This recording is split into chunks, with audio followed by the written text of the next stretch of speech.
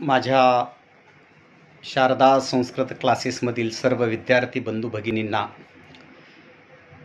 10वीच्या परीक्षा सुरू झालेल्या आहेत. 11 मार्चला पेपर आहे.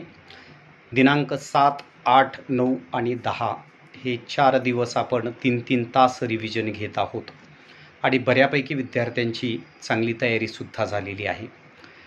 आणि याच्या अगोदर आपण जी परीक्षा घेतली होती त्याचे पेपर चेकिंग झालेले आहेत. खूप सुंदर लिखाण केलेलं आहे, पण छोट्या छोट्या चुका अजूनही झालेल्या आहेत. तर त्या होऊ नयेत 11 तारखेच्या पेपरमध्ये, त्या दृष्टिकोनातून 2 दिवस राहिलेले आहेत, आजचा आणि उद्याचा. तर आपण 3 ते 6 वेळेसाठी सर्वांनी कृपया हजर राहायचं आहे. कारण वर्षभर जे काही आपण तयारी करून घेतलेली आहे, तोंडी, लेखी, पाठांतर वगैरे, तर त्याचबरोबर हे 2 दिवस अजून खूप महत्त्वाचे आहेत. जवळपास सर्वच विद्यार्थी येत आहेत, एक 2-4 विद्यार्थी येत नाही आहेत, त्याचं थोडंसं दुःख वाटतं आहे. तर पालकांनीही त्या विद्यार्थ्यांना पाठवून द्यायचं आहे.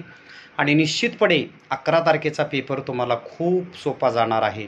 आणि आपल्या एकंदरीत जे काही विद्यार्थी आहेत, 30 विद्यार्थी, त्या 30 विद्यार्थ्यापैकी एक कमीत कमी 15 ते 16 विद्यार्थी हे आउट ऑफपर्यंत पोहोचणार आहेत.